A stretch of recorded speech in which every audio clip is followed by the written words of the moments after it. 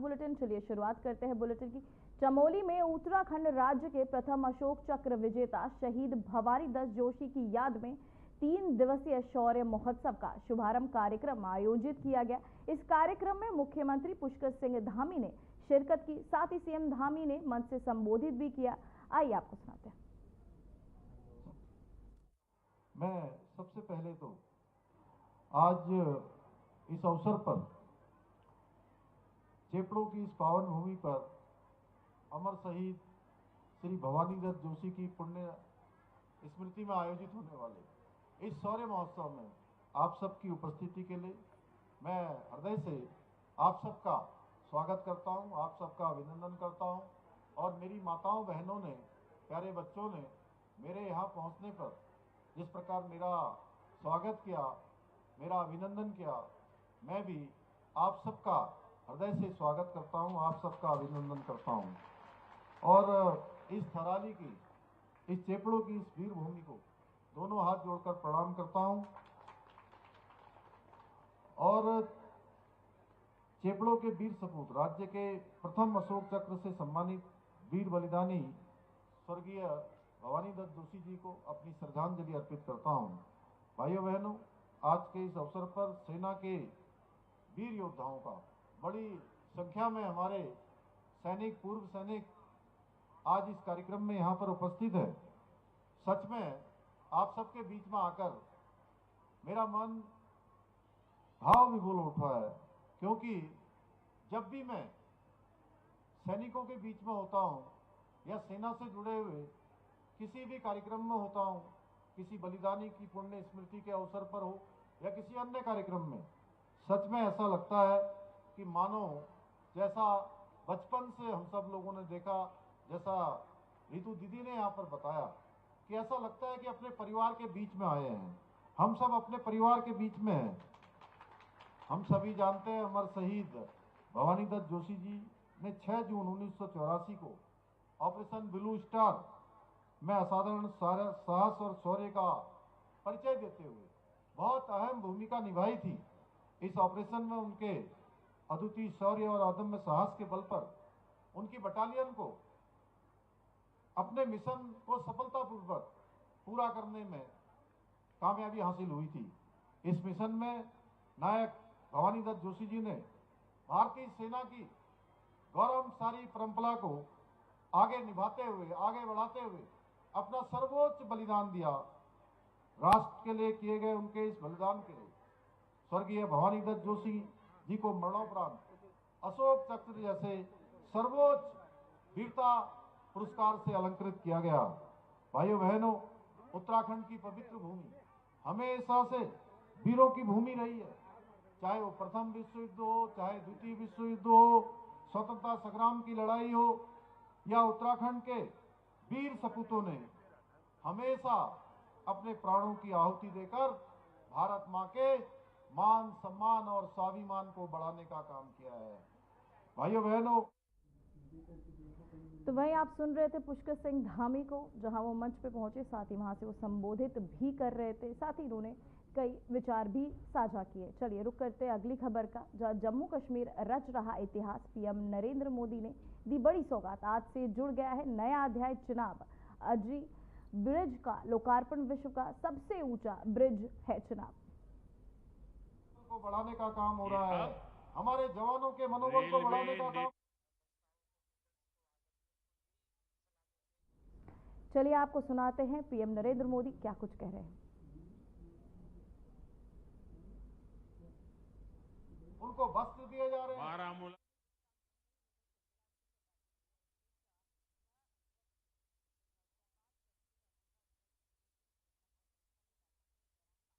तो वहीं पीएम मोदी नरेंद्र मोदी मंच पे पहुंचे, जहां से उन्होंने लोगों को कई सौगातें दी, साथ ही कई बड़ी बातें भी साझा की। आपको बताते चले पीएम नरेंद्र मोदी पहुंचे, जहां पहुंच उन्होंने भारत के नए सामर्थ्य का जयघोष है। थोड़ी देर पहले मुझे चिनाब ब्रिज और अंजी ब्रिज का लोकार्पण करने का अवसर मिला है। आज ही 2 नई वंदे भारत ट्रेनें जम्मू कश्मीर को मिली है। यहां अपार पुरुषार्थ है।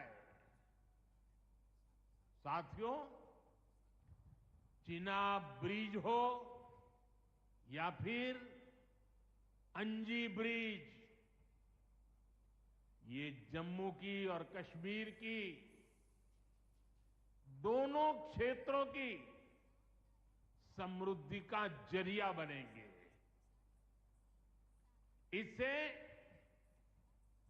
टूरिज्म तो बढ़ेगा ही, इकोनॉमी के दूसरे सेक्टर्स को भी लाभ होगा। जम्मू और कश्मीर की रेल कनेक्टिविटी दोनों क्षेत्रों के कारोबारियों के लिए नए अवसर बनाएगी। इससे यहां की इंडस्ट्री को गति मिलेगी। अब कश्मीर के सेब कम लागत में देश के बड़े बाजारों तक पहुंच पाएंगे और समय पर पहुंच पाएंगे। सूखे मेवे हो या पश्मीना शॉल, यहां का हस्तशिल्प अब आसानी से देश के किसी भी हिस्से तक पहुंच पाएगा। इससे जम्मू कश्मीर के लोगों को देश के दूसरे हिस्सों में आना जाना भी बहुत आसान होगा।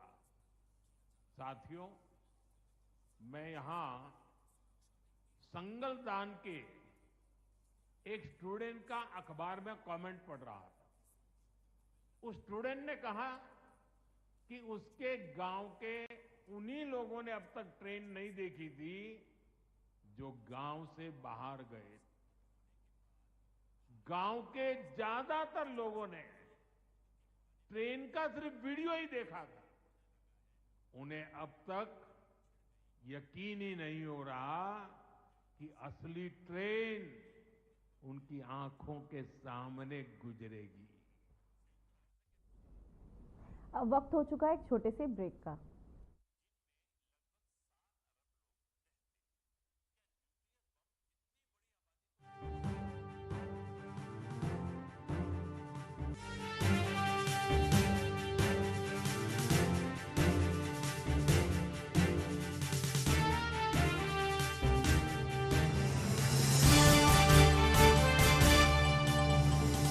उत्तराखंड में जीएसटी के तहत एक ई पोर्टल विकसित किया गया है जो व्यापारियों को रिटर्न दाखिल करने, चालान बनाने और भुगतान की प्रक्रिया को सरल बनाता है। जीएसटी ने विभिन्न करों जैसे बिक्री कर, सेवा कर, उत्पाद शुल्क और सीमा शुल्क को एकीकृत किया है। इससे राज्य और केंद्रीय स्तर पर एक समान कर प्रणाली बनी है जो व्यापारियों और उपभोक्ताओं के लिए सरल और पारदर्शी है। जीएसटी में बायोमेट्रिक प्रमाणीकरण व्यवस्था एक महत्वपूर्ण कदम है। प्रधानमंत्री श्री नरेंद्र मोदी जी के कुशल नेतृत्व और उत्तराखंड के मुख्यमंत्री पुष्कर सिंह धामी जी के मार्गदर्शन में इस प्रणाली को लागू करके उत्तर भारत का पहला राज्य बनकर एक उदाहरण प्रस्तुत किया है। यह प्रणाली फिंगरप्रिंट और आइरिस स्कैन के जरिए जीएसटी पंजीकरण में उपयोगकर्ता की पहचान सत्यापित करती है। जीएसटी की मदद से पूरे देश में एकल बाजार का निर्माण हुआ है। इससे अंतर्राज्यीय व्यापार को बढ़ावा मिला है। राज्य स्तर पर उत्पादों पर अलग अलग कर नहीं होने से व्यापारियों को अपनी वस्तुओं की आपूर्ति में किसी तरह की रुकावट नहीं आती। वर्ष 2000 में उत्तराखंड का बजट लगभग 4500 करोड़ रुपए था। 2024-25 में ये बजट बढ़कर 94,000 करोड़ रुपए से अधिक हो गया है। 24 साल में राज्य की अर्थव्यवस्था 24 गुना बढ़ी, जिससे उद्योग, कृषि, सेवा क्षेत्र और इंफ्रास्ट्रक्चर में व्यापक प्रगति हुई है। वर्ष 2000 में राज्य की अर्थव्यवस्था 14,501 करोड़ रुपए की थी, जो 2023-24 में बढ़कर 3,46,000 करोड़ रुपए हो गई है। राज्य का कुल राजस्व संग्रह 233 करोड़ से बढ़कर 2023-24 में 10,812 करोड़ हो गया है। जीएसटी के तहत व्यापारियों को इनपुट डायरेक्ट टैक्स क्रेडिट का लाभ मिलता है। इससे व्यापारियों को कर के बोझ को कम करने में मदद मिलती है। राज्य के प्रमुख शहरों देहरादून, हरिद्वार, रुद्रपुर और हल्द्वानी जिलों में 5-5 जीएसटी सुविधा केंद्र बनाए गए, जो छोटे और मध्यम व्यवसायों को जीएसटी प्रक्रियाओं में मदद करेंगे। प्रति व्यक्ति आय में 17 गुना वृद्धि से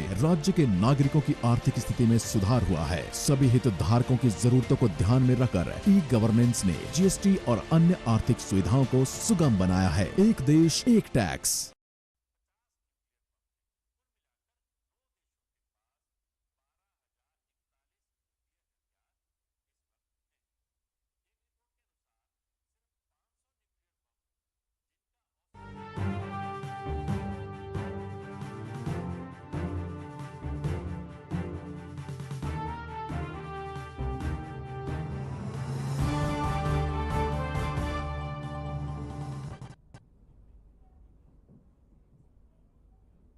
ब्रेक के बाद खबरों में एक बार फिर से आपका स्वागत है। तो वहीं अब पीएम नरेंद्र मोदी संबोधन कर रहे चुनाव ब्रिज का निरीक्षण कर उसका उद्घाटन भी किया। साथ ही आपको बताते चले उन्होंने कटरा से श्रीनगर चलने वाली एक वंदे भारत ट्रेन का भी उद्घाटन किया, हरी झंडी दिखाई है।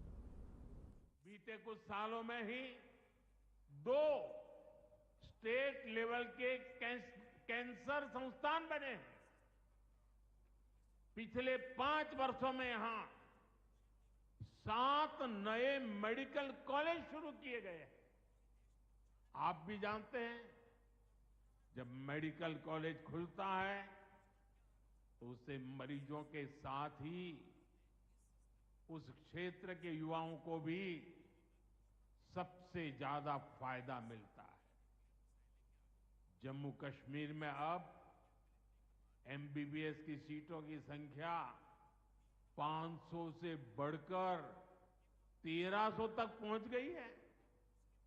मुझे खुशी है कि अब रियासी जिले को भी नया मेडिकल कॉलेज मिलने जा रहा है। Shri Mata Vaishno Devi institute of medical excellence, ये आधुनिक अस्पताल तो है, ये दान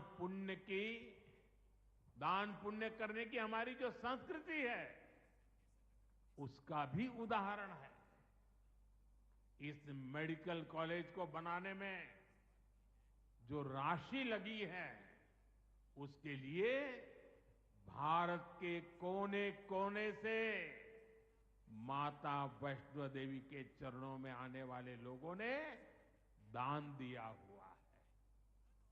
मैं श्री माता वैष्णो देवी साइन बोर्ड को, उनके अध्यक्ष मनोज जी को इस पवित्र कार्य के लिए बहुत बहुत शुभकामनाएं देता हूं।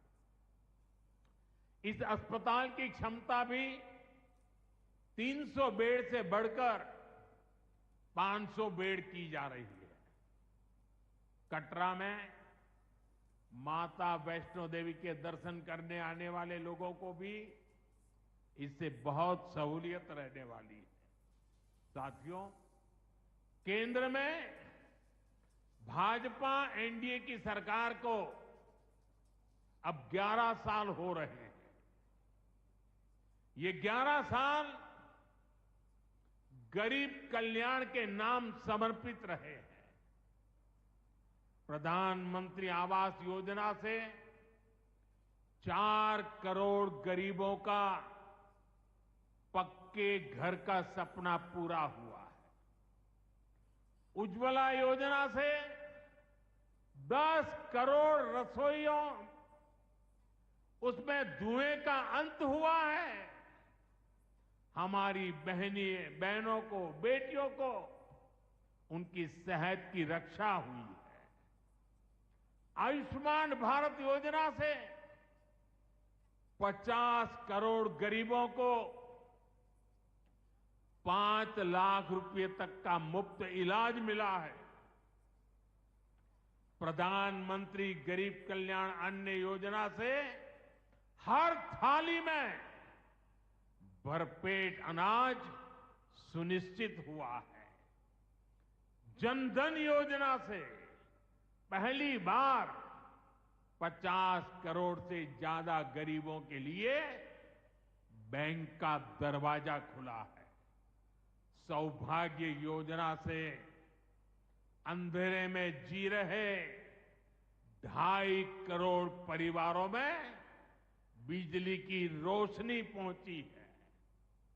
स्वच्छ भारत मिशन के तहत बने 12 करोड़ शौचालयों ने खुले में शौच की मजबूरी से मुक्ति दिलाई है।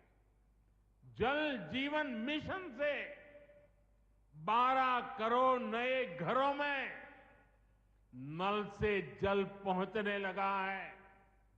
महिलाओं का जीवन आसान हुआ है। पीएम किसान सम्मान निधि से 10 करोड़ छोटे किसानों को सीधी आर्थिक सहायता मिली है।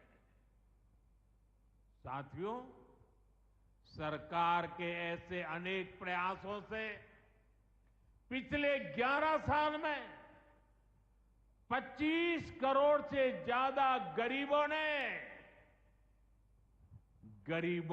गरीबी को, हमारे ही गरीब भाई बहनों ने गरीबी के खिलाफ जंग लड़ा और 25 करोड़ गरीब गरीबी को परास्त कर करके विजयी होकर के गरीबी से बाहर निकले हैं। अब वो नए मध्यम वर्ग का हिस्सा बने हैं। जो लोग अपने आप को समाज व्यवस्था के एक्सपर्ट मानते हैं, बड़े खेरखा मानते हैं, जो लोग अगड़े पिछड़े की राजनीति में डूबे रहते हैं, जो लोग दलितों के नाम पर राजनीतिक रोटियां सेकते रहे। फिलहाल बुलेटिन में बस इतना ही। मुझे दीजिए इजाजत। नमस्कार।